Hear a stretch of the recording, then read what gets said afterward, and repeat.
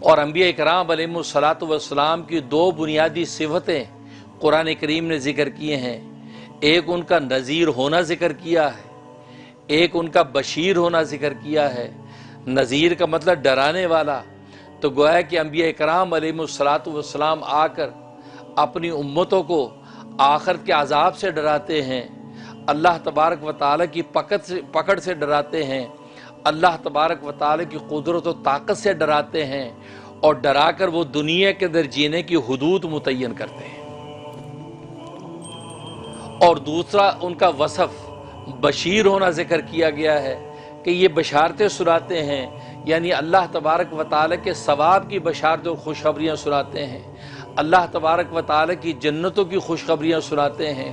اللہ تبارک و تعالیٰ کی رحمت اور رافت کا تذکرہ کرتے ہیں، اور آخرت کی زندگی کی حظوظ ذکر کرتے ہیں، یعنی آخر کی زندگی کے لذتوں کو ذکر کرتے ہیں کہ دنیا کے اندر تم ان حدود کے اندر رہ کر جب زندگی گزارو گے تو آخرت کی حظوظ اور لذتیں تمہارے لیے آسان کر دی جائیں گی۔